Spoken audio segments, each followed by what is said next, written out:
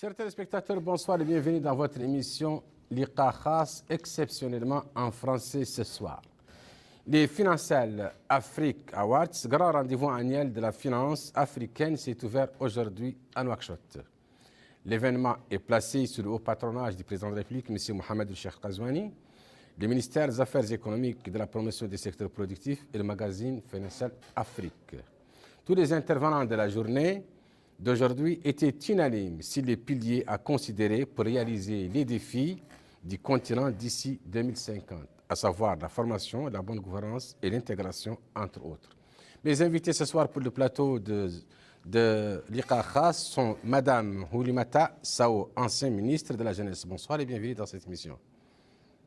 Monsieur Abdallahi Oulawa, expert en économie verte. Bonsoir et bienvenue. Pour commencer, on va d'abord suivre ensemble l'élément fait par mon collègue Mohamed Khattat, c'est la journée d'aujourd'hui.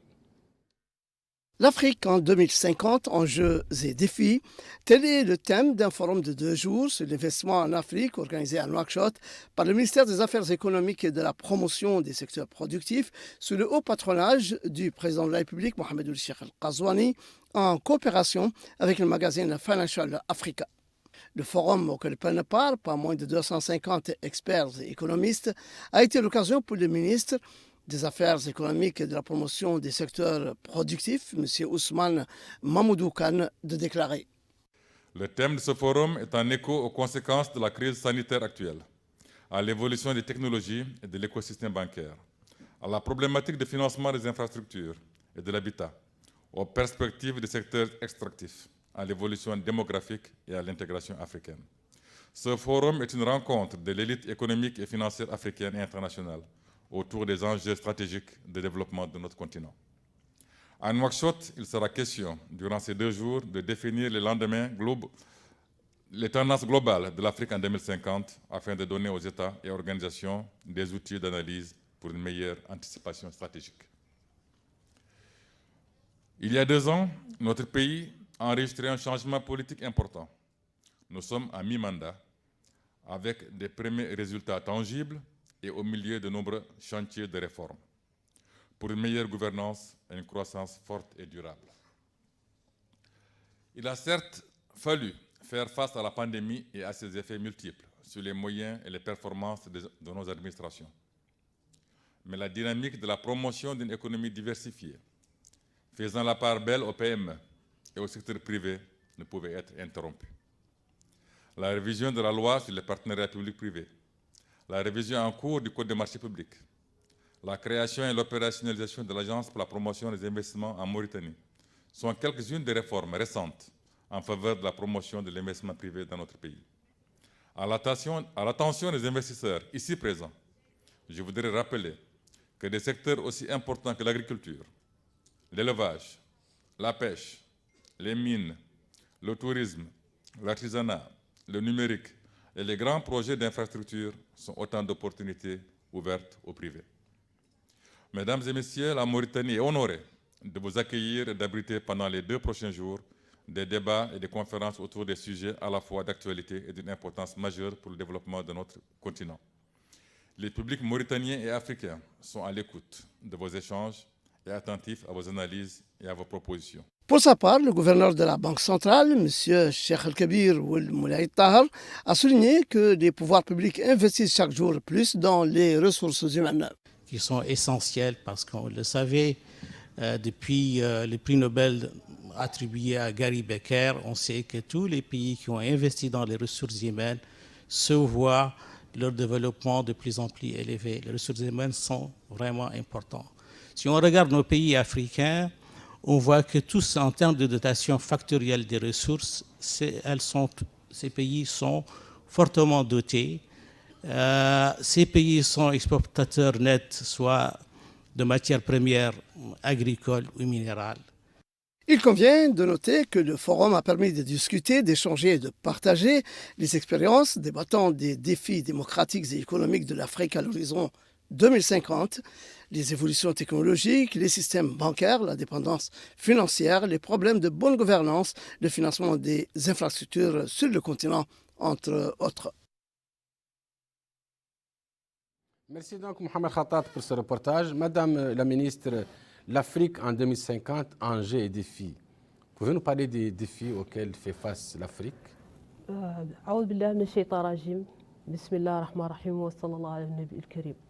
C'est Madame Saoulé Mata, ancienne ministre de la Jeunesse et des Sports et directrice générale d'un centre d'affaires dénommé les ODD pour la Mauritanie en partenariat public et privé.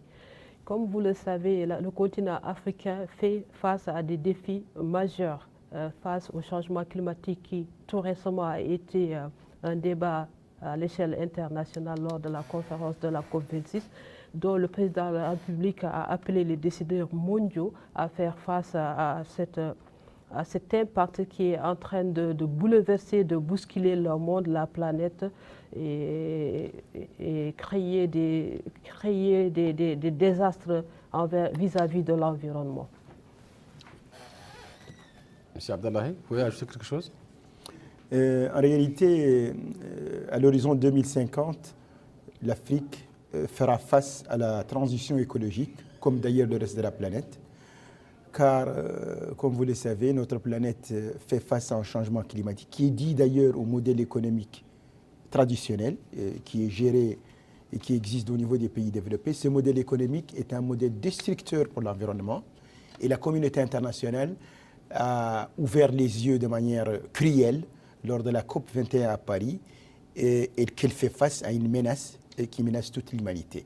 Face à cette menace qui concrètement consiste à ce que la planète, on doit s'attendre, si on continue les mêmes modèles, à ce que la température augmente de 1,5 à 2 degrés d'ici 2050, il est urgent de changer de modèle de développement. Et le modèle de développement actuel est basé sur les énergies fossiles, comme le pétrole par exemple, ou le charbon.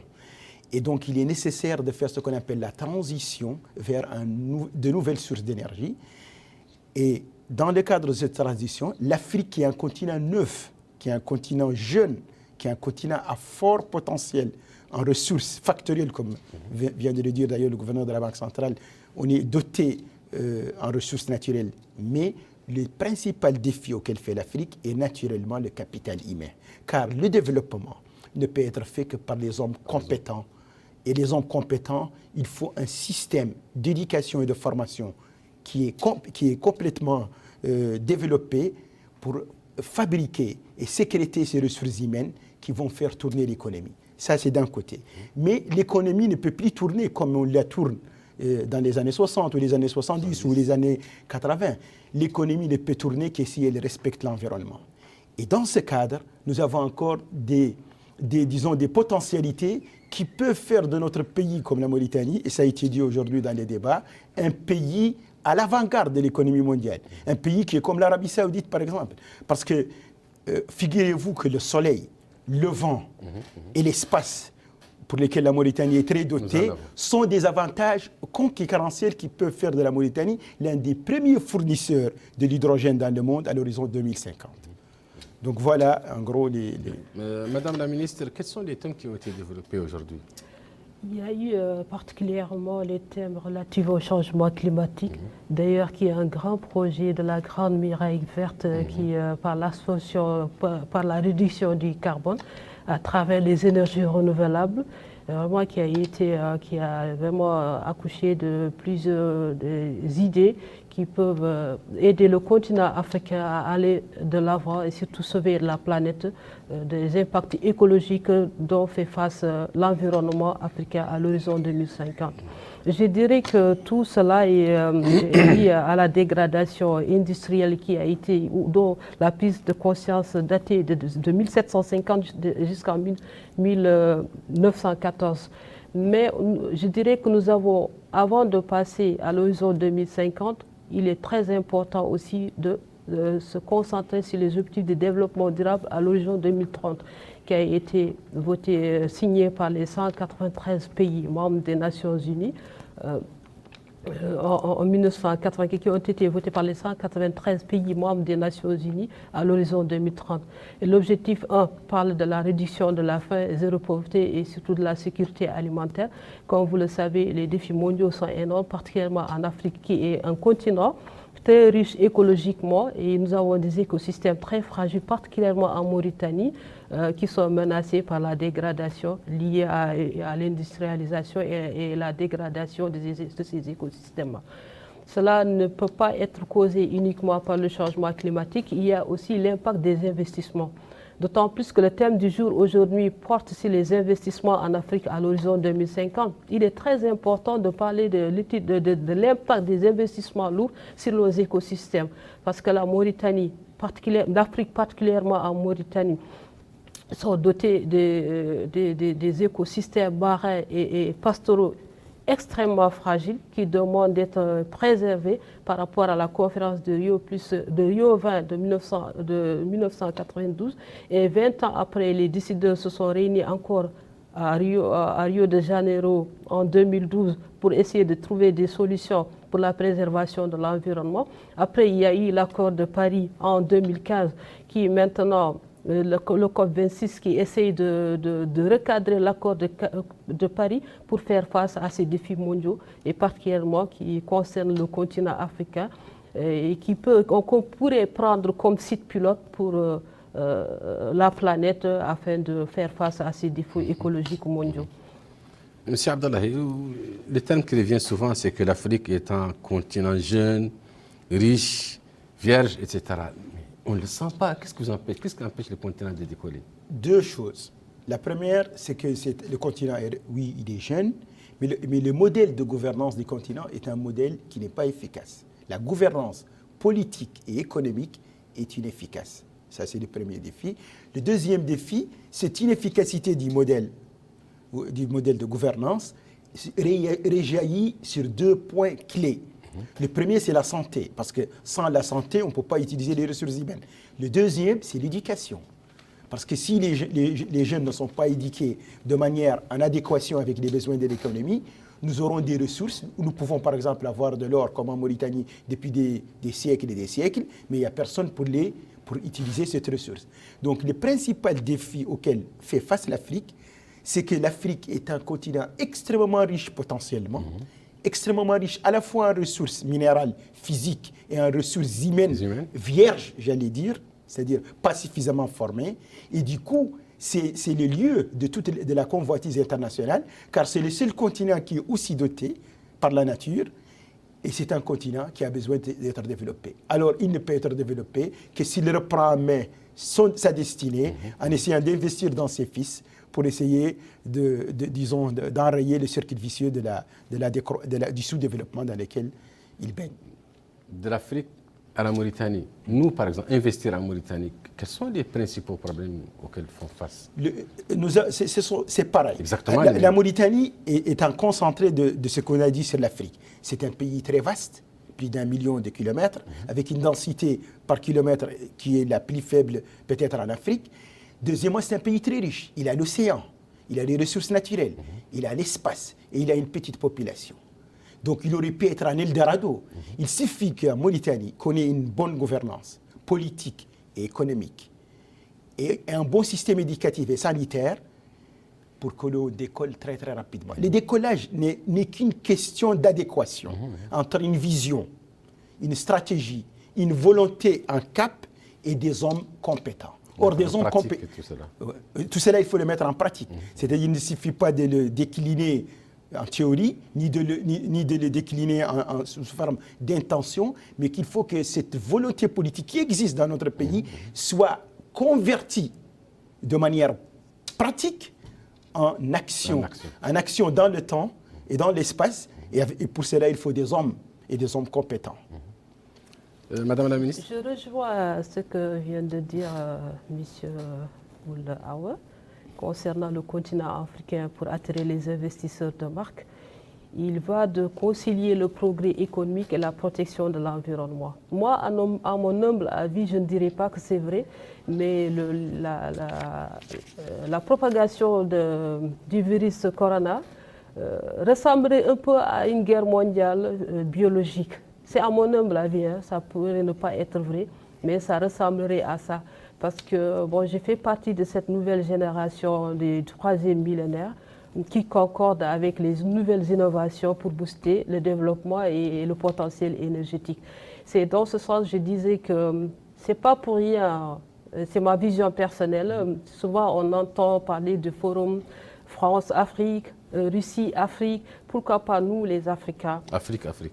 Pourquoi pas Afrique en fin de compte? Parce que nous, il faut qu'on se décomplexe de ces compétences à l'échelle internationale. Nous avons des ingénieurs, nous avons des experts, les fonds sont disponibles. Nous avons des ressources humaines qualifiées, surtout à travers notre jeunesse, la jeunesse mauritanienne. Il faut donner à la jeunesse la possibilité de conscientiser la jeunesse, de la responsabiliser, parce que c'est une nouvelle génération du millénaire qui peuvent bien accompagner ces programmes.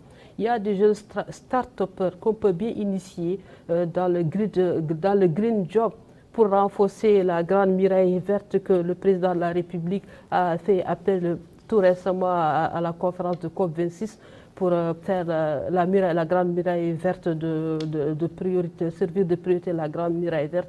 Et ça va nous aider à lutter contre le terrorisme et les empêcher d'aller vers l'immigration. Et d'autre part aussi, ça va renforcer la sécurité alimentaire parce que ça va être le développement des collectivités, ça va les inciter à rester dans leur territoire. C'est extrêmement important. Raison pour laquelle j'ai dit que voilà, les gouvernants africains doivent prendre Covid comme opportunité, faire face à toute colonisation économique. C'est inacceptable qu'en Mauritanie, par exemple, nous avons le fleuve, nous avons la mer. Nous avons le fleuve. Nous n'avons pas besoin de grands moyens, nous avons le soleil. Nous avons les énergies renouvelables, le soleil, le vent, le fleuve, la mer. Si on arrive à utiliser ces potentialités d'une façon durable, comme le souhaite le programme des Nations Unies à l'horizon 2030, ça, c'est un cri d'alarme d'urgence. Pour l'instant, on va parler de 2030 avant de parler de 2050. Oui. Parce que 2030 déjà, ceux qui sont là, c'est les jeunes qui avaient 20 ans, 25 ans, en 2030, ils auront les 30 ans. Et vous les experts, c'est pourquoi je demande, j'ai fait un cri, je demande à nos experts d'accompagner cette jeunesse, de les accompagner et servir d'accompagner et préparer la relève. Parce qu'on ne peut pas continuer comme ça. On ne peut pas continuer comme ça. Les décideurs et les gouvernants ne doivent pas remettre en cause nos compétences. Nous avons toutes les expertises, toutes ces expertises-là sont là. Et surtout veiller à la protection de l'environnement comme le souhaite la conférence de Rio + 20, parce que la Mauritanie, l'Afrique, particulièrement la Mauritanie, c'est un pays doté de potentialités naturelles, attrayantes, écologiques à préserver. Tout ce qu'on doit faire en Mauritanie doit être utilisé d'une façon durable dans le cadre non seulement de faire attrait aux investisseurs de marque et en plus de cela, attirer des bailleurs de fonds potentiels. Il faut des projets vraiment bancables qu'on pourra proposer à ces gens-là. C'est des projets ambitieux. Nous, notre problème, nous avons un problème d'ambition. Il faut des problèmes ambitieux. On a les 17 objectifs de développement durable. Chaque objectif de développement durable pourrait nous servir comme terme de référence. Comme la nouvelle génération coïncide à ces pratiques-là, cette logique pourrait bien s'appliquer au sein de notre pays, particulièrement notre continent qui est déjà un site pilote pour penser tous ces impacts-là sur le continent à l'échelle mondiale. Excusez-moi, M. Abdallah, est-ce que vous pensez que la question de l'environnement est réellement posée pour la Mauritanie? Nous avons un territoire très vaste, disent certains, une population réduite. Nous n'avons pas beaucoup d'usines, pas beaucoup de... Non, l'environnement a deux volets. Il y a le fait de polluer, et le principal polluant dans le monde, c'est les États-Unis et la Chine, et d'une manière générale, les pays développés. L'Afrique pollue peu, donc c'est ce qu'on appelle l'émission de gaz à effet de serre. L'Afrique, sa part est très faible, mais il y a les conséquences du choc climatique. Par exemple, la sécheresse en Mauritanie. C'est la conséquence du changement climatique. Donc, quand il y a des chocs climatiques et qu'on les subit, on parle d'adaptation.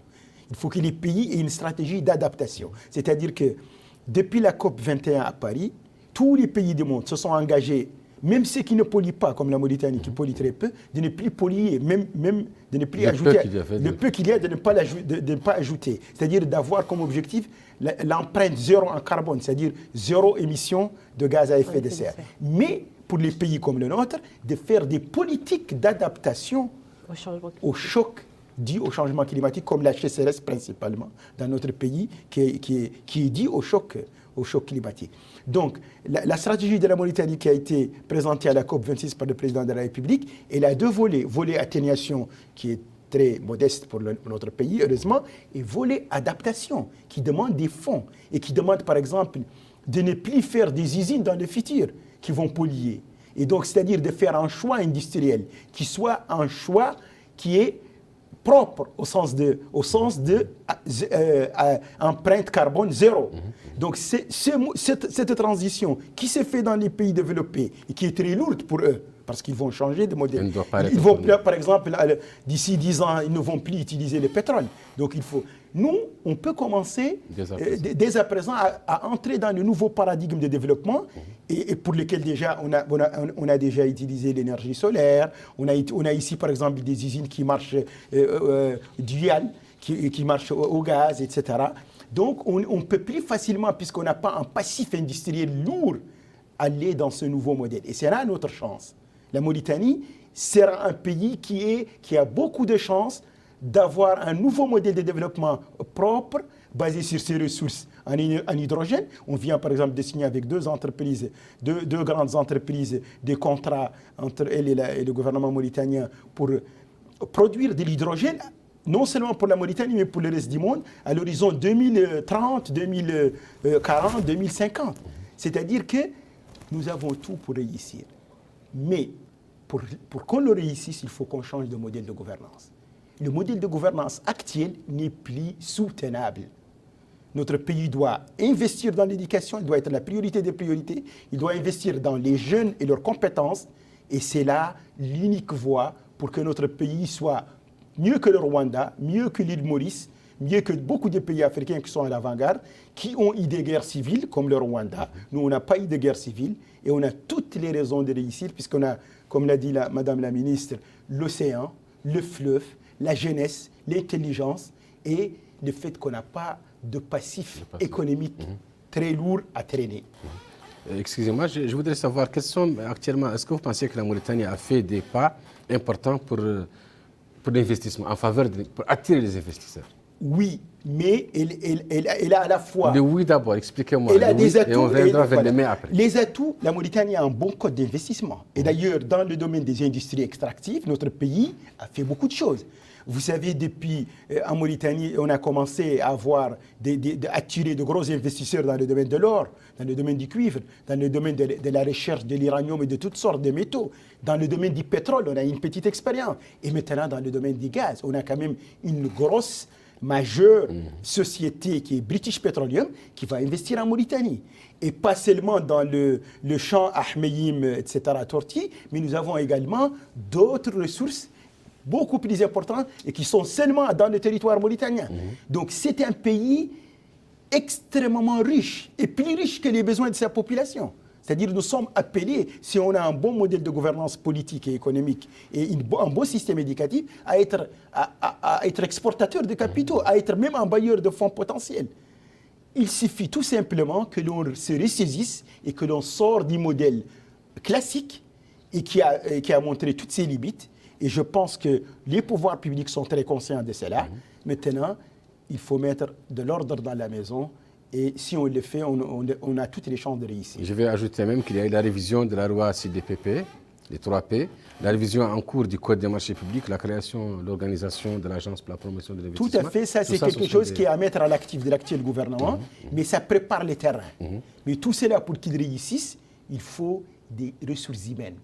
Il faut des ressources humaines dans l'économie, il faut des ressources humaines dans le domaine de l'énergie, il nous faut des écoles dans le domaine du gaz, du pétrole, des industries extractives, il nous faut des négociateurs habiles et très patriotes. Il nous faut. Parce que c'est tous ces climats. C'est un ensemble. C'est tous ces climats. C'est tous ces climats qu'on appelle les climats des affaires. Les climats des affaires, c'est quelque chose qui est lié au risque politique, risque sécuritaire, risque juridique. Un investisseur, s'il a un problème juridique, il n'y a pas un bon système juridique, il ne viendra pas. Donc il faut tout cet écosystème. Les bases existent. Maintenant, il faut changer de cap. Et il faut mettre des hommes intègres et leur donner les moyens et les salaires et la motivation, car il est beaucoup plus efficace de payer des fonctionnaires honnêtes que de payer des fonctionnaires qui vont ruiner le pays, et l'expérience le montre. La bonne gouvernance. Oui, je vais rajouter un peu sur ce qu'il a dit sur les investissements qui ont été établis en Mauritanie. D'une part, c'est bien à l'échelle internationale comment attirer les investisseurs, mais il est important aussi de s'aligner à la vision de la conférence de Rio + 20 qui demande de concilier progrès économique et la protection de l'environnement. Il y a également la vision du COP qui a eu lieu à Marrakech en 2015, qui a fait 2017 une année de l'écotourisme, c'est-à-dire du tourisme écologique durable. Et cette logique peut bien être appliquée en Mauritanie. Comme je disais tout à l'heure, nous avons des écosystèmes extrêmement fragiles. Nous avons déjà les deux parcs nationaux, le Bandargué et le parc national du Djaouli, qui sont déjà classés patrimoine mondial de l'UNESCO. Et nous avons le parc national du Bandargué, qui n'est pas loin du site de la mine de Tazias, qui émet des molécules de mercure qui peuvent avoir des effets néfastes sur la santé humaine et surtout sur la mégafaune marine de Mauritanie. Parce qu'il y a une chose qu'on n'accorde pas beaucoup d'importance, parce que chaque mégafaune marine a un rôle écologique très important à jouer sur la préservation des écosystèmes, de la biodiversité marine. C'est le cas de la tortue marine, par exemple, qui avale les méduses. Et là où l'on trouve des méduses, cela veut dire qu'il y a des espèces envahissantes qui viennent troubler la biodiversité marine dans le fond marin mauritanien. Et tout récemment, comme je disais tout à l'heure, les investissements lourds peuvent avoir des impacts très néfastes. Donc je demande aux décideurs mauritaniens de veiller sur ces écosystèmes-là et travailler en étroite collaboration. Tout décideur, tout investisseur qui viendra investir en Mauritanie doit travailler avec le ministère de l'Environnement à travers une commission mixte entre le ministère des Affaires productives, et le ministère de l'Environnement, afin de mettre en place un système de la préservation, c'est-à-dire encourager les investissements tout en préservant l'environnement, que ce soit marin ou bien terrestre. Parce que tout récemment, dans la baie de l'Étoile, par exemple, je vous donne un exemple vraiment concret, palpable. La baie de l'Étoile, que la zone franche de sa loi 2013 et de son schéma directeur opérationnel, ils ont implanté le pôle hôtelier touristique dans la baie de l'Étoile. Alors que la baie de l'Étoile, c'est une aire marine protégée normalement. Nous avons des vasières. Et je ne sais pas si vous avez remarqué, ils ont mis des goudrons, ces goudronnés bitumés, alors qu'avant, l'eau quitter le milieu océanique vers le milieu continental en amenant avec eux des juvéniles. Il y a plusieurs espèces. Il n'y a que 19, une cinquantaine d'espèces. Il n'y a que 19 qui sont résidents en Mauritanie, comme vous le savez. Maintenant, quand ces juvéniles-là quittent le milieu océanique pour aller vers le milieu terrestre, c'est en ce moment arrivé dans les vasières, ils trouvent des lézards pour se nourrir. Et là, ils ont construit des goudrons, il n'y a pas eu d'étude d'impact, et maintenant les juvéniles ne peuvent pas revenir vers le rien de nurserie pour grandir et subir des métamorphoses. Malheureusement, c'est extrêmement important que le ministère des Affaires économiques et de la PIM travaille en étroite collaboration avec le ministère de l'Environnement, le ministère de la Pêche, dans un cadre de comité interministériel, veiller sur nos écosystèmes parce que notre économie y dépend. Notre économie y dépend. Voilà. Il y a un terme qui est revenu aujourd'hui à plusieurs reprises au cours des interventions. On dit que les financements des économies doivent être orientés vers les projets rentables qui augmentent la productivité. Quels sont par exemple les projets rentables ici? Qu'est-ce qu'on peut appeler projets rentables? Tout projet économique doit être rentable, sinon il va pas réussir. Un projet rentable, c'est d'abord, quand on parle de rentabilité, on est dans le secteur privé. On a beaucoup parlé aujourd'hui des PPP, c'est-à-dire de partenariats public-privé, pour faire de grosses infrastructures, pour faire des autoroutes, pour faire des ponts, pour faire de grandes infrastructures pour le numérique, etc. Pour faire cela, l'État va entrer en collaboration, en partenariat avec des privés pour lever des fonds qui sont d'origine privée et d'origine publique. Donc, pour que cela soit rentable, il faut que le projet soit utile. Un projet rentable est un projet qui va générer, qui va générer un bien ou un service qui peut être vendu sur le marché et qui va générer un bénéfice et qui va payer la dette et être utile pour le pays. Donc, mais tout cela est conditionné par la gouvernance. On l'a dit, on l'a répété. Le ministre aujourd'hui l'a répété, le gouverneur l'a répété. Et tous les intervenants se sont mis d'accord sur deux choses. Il y avait une unanimité. Il nous faut un nouveau modèle de gouvernance qui soit strict. Il nous faut... Et ces modèles de gouvernance, ce n'est pas de la sanction. C'est-à-dire qu'il faut inciter, il faut créer un climat déjà pour nos propres ressources humaines, pour s'épanouir, pour créer de la valeur, pour entreprendre, que nos fonctionnaires soient compétents et patriotes, qu'ils défendent l'intérêt national. Il faut recréer l'intérêt national. Et aujourd'hui, le ministre de l'économie a dit quelque chose d'extraordinaire. Si vous choisissez d'être fonctionnaire, vous avez choisi l'intérêt général. Si vous avez choisi le secteur privé, c'est tout aussi légitime. Il faut défendre votre intérêt. Mais tout cela va de pair. Mais tout cela va de pair.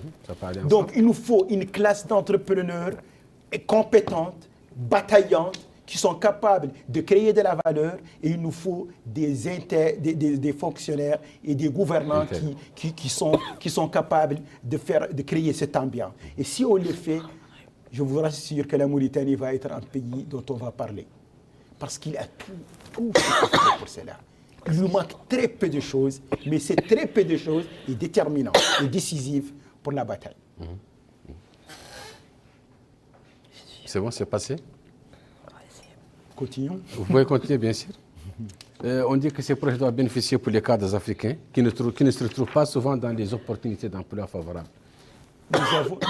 Vous savez, en Afrique et dans notre pays, vous avez deux choses importantes. Vous avez d'un côté ce qui fabrique les cadres. Ce qui fabrique les cadres, c'est l'école et la formation professionnelle. C'est l'école dans tous les pays du monde où l'économie marche, le Japon, les États-Unis, tous les pays qui sont, vous avez une école qui marche. Mais une école, elle marche pourquoi? Elle marche pour l'économie. Si vous avez une économie où il n'y a que le capital, il n'y a que l'argent, mais il n'y a pas les ressources humaines, cette économie ne peut pas fonctionner. Absolument. Ici, par exemple, nous avons actuellement beaucoup d'argent. Ce n'est pas l'argent qui est notre principal problème en Mauritanie.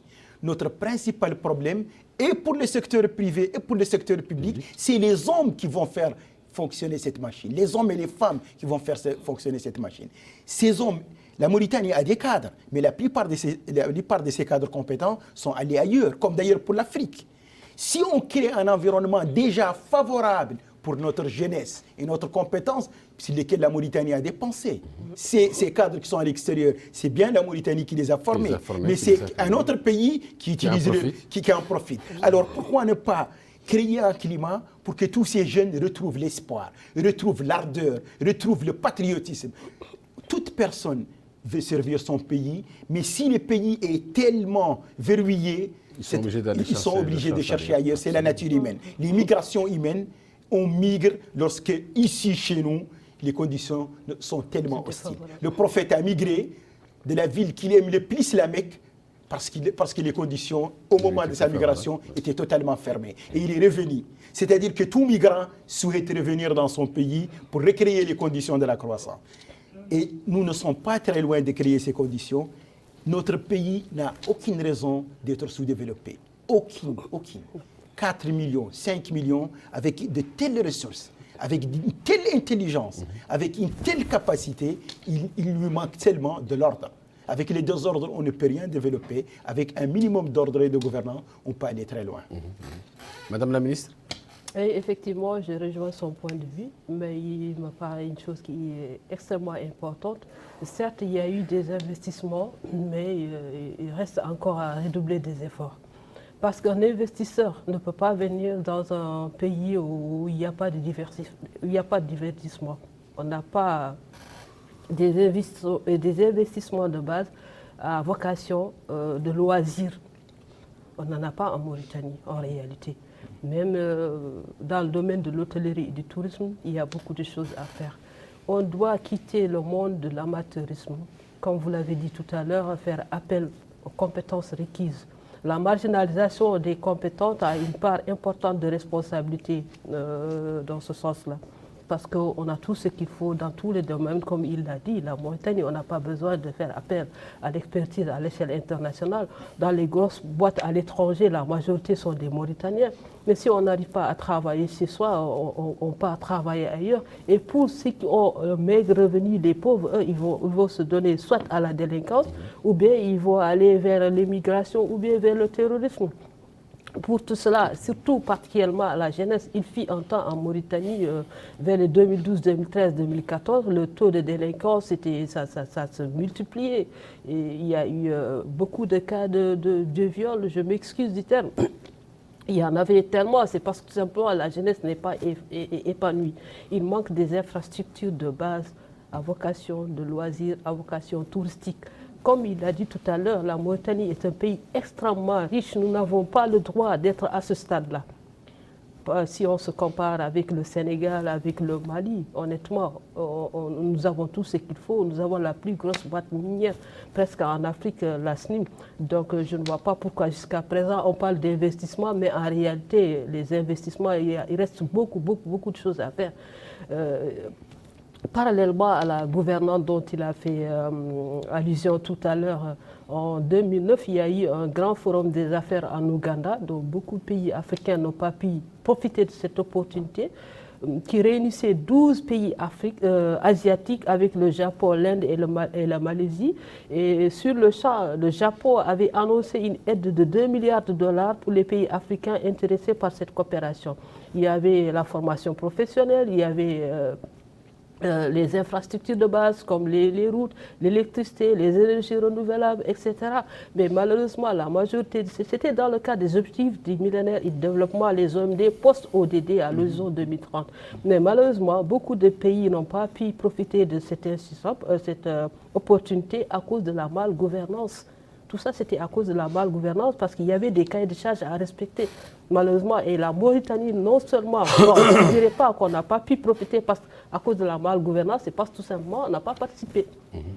On n'a pas participé, il faut revoir ça. Il faut revoir surtout sur les plans départementaux, les services, revoir ce que les gens sont en train de faire. Il y a beaucoup de marginalisation dans les départements ministériels. Il y en a beaucoup. Il y a des jeunes qui sont marginalisés dans les ministères, qui sont extrêmement compétents. Des fois même, ils sont plus compétents que leur directeur. Mais des fois, c'est le directeur même qui le cache pour qu'il n'apparaisse pas. Ça, c'est vraiment, je suis parfaitement d'accord du fait que vous demandez à ceux que ces gens-là soient de vrais patriotes. Ce n'est pas quelqu'un qui cherche pour sa propre poche, mais plutôt un vrai Mauritanien, un vrai patriote qui est conscient, là, qui est très conscient des potentialités que recèle notre pays. Parce que notre pays a un fond marin extrêmement extraordinaire. On peut se comparer avec le fond marin de Costa Rica, avec les récifs coralliens, sur lesquels le ministère de l'Environnement est en train de travailler actuellement avec l'AFD. C'est extrêmement important, mais malheureusement, c'est comme si nous, on ne voyage pas. Ça fait très mal de voir la Tunisie avec ses infrastructures, des parcs d'attraction, des camélodromes, des espaces pour le sport, pour pratiquer le sport de masse. Mais nous, on n'en a pas. Il faut dire la vérité. Je le dis en tant que patriote, je ne le dis pas en tant que ministre parce qu'il est temps. Déjà, il y a Antonio Guterres lors de la COP26, il a bien dit au nom de la génération future, au nom de la génération actuelle, il faut qu'on se mobilise pour sauver la planète. Comment sauver la planète? Il faut concilier le progrès économique et la préservation de l'environnement parce qu'il y a beaucoup de bailleurs qui insistent sur la préservation de l'environnement parce que sans cela, nous allons droit au mur. Il y a beaucoup d'écosystèmes qui sont dégradés et d'autre part, c'est l'homme aussi a fait son travail par l'industrialisation qui a joué un impact sur les écosystèmes dans le milieu rural, par la production des engrais à la place des engrais naturels, les sols sont dégradés. Maintenant, il y a la sécheresse. Le changement climatique a une part de responsabilité, mais l'homme aussi a un rôle majeur dans cette, face à ces situations, face à ces défis majeurs que fait face le continent africain, particulièrement en Mauritanie. Ce qui m'étonne, nous sommes à moins de 4 millions d'habitants et nous sommes dans cette situation-là. Il y a la pauvreté, il y a la délinquance, il y a trop de chômage, alors que notre pays regorge des richesses naturelles, attrayantes, qui peut servir de la promotion de plusieurs emplois. Non seulement par l'économie verte, mais aussi à travers l'économie bleue aussi. Voilà. Monsieur Abdallahi, on peut revenir sur la journée d'aujourd'hui. Quelle importance est là, ce forum-là? En quoi il est important? Il est important dans la mesure où on est dans une situation post-Covid. C'est la première fois d'abord qu'on appelle tant d'investisseurs venant de l'Afrique. D'ailleurs, il y a 200 acteurs économiques et financiers. 200 acteurs économiques et financiers et tous africains pour la plupart. C'est-à-dire que ce n'est pas entre les pays développés, c'est à l'intérieur de l'Afrique. On a parlé de... Donc, il est possible déjà à l'intérieur de l'Afrique de faire des investissements croisés. Et surtout que l'Afrique maintenant a un plan à l'horizon elle a un plan stratégique à l'horizon, non seulement 2050, mais 2063.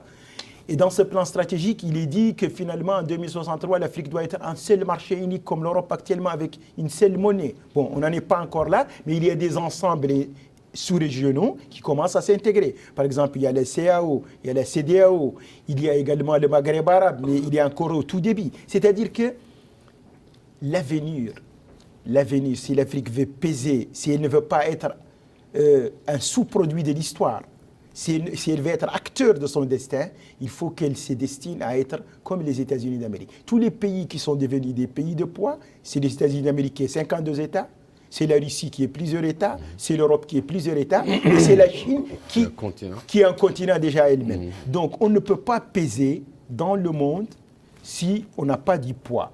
Et pour avoir du poids, on a toutes les ressources. L'Afrique, c'est plus d'1 milliard d'habitants, et c'est le continent le plus jeune dans le monde. Et c'est le continent où il y a plus de ressources naturelles. Donc c'est de ça qu'on a discuté aujourd'hui. On a discuté aujourd'hui de l'avenir de l'Afrique à l'horizon 2050, tous les défis. On a discuté de l'écosystème financier, car au cœur de tout ça, il y a la finance. Absolument. Et donc des nouveaux défis de la finance. Et la finance, tout comme le climat, tout comme l'environnement, la finance transite vers la finance numérique. On aura dans 10 ans la banque dans notre smartphone, c'est-à-dire toutes les opérations bancaires sans bouger de ses choix, etc. Donc nous avons une transition numérique. Le monde post-Covid est un monde numérisé. Vous voyez que les grands de ce monde ne voyagent plus et font des sommets en ligne. Les Nations Unies font des sommets en ligne. Même les gens simples font des sommets grâce aux applications, nouvelles applications des sommets en ligne. Donc nous sommes dans un changement extrêmement important dans le monde, c'est-à-dire une transition vers un nouveau monde. Un monde dans lequel les acteurs ne sont plus les acteurs d'il y a avant. Un monde multipolaire. Un monde où des acteurs individuels, comme par exemple Facebook, comme des sociétés sont devenus des acteurs internationaux. Et un monde qui a besoin d'unité, qui a besoin d'échanges. Mais il ne peut faire cela que s'il préserve le climat de la planète Terre. Car si vous voyez les désastres, même aux États-Unis, il y a un désastre, il n'y a pas toutes les semaines, vous entendez parler d'un grand désastre, tout cela. Donc, l'Afrique doit se ressaisir. Elle doit s'unir économiquement de manière réaliste. Et notre pays est un pays qui a un formidable potentiel et il n'a pas le droit de continuer dans un modèle de gouvernance qui a montré ses limites. Donc c'est donc sur ce constat qu'on va terminer notre émission de ce soir, qui a été l'occasion pour moi de recevoir Mme Houlimata Sao, qui est ancienne ministre de la Jeunesse, et M. Abdallahi Oulaoua, qui est expert en économie. Chers téléspectateurs, c'était pour moi un réel plaisir d'animer cette émission et j'ai le plaisir de vous retrouver très prochainement, Inch'Allah. En attendant, continuez de suivre des émissions de Mauritanie. Bonne fin de soirée et bonne suite des émissions. Merci mes chers invités. Merci.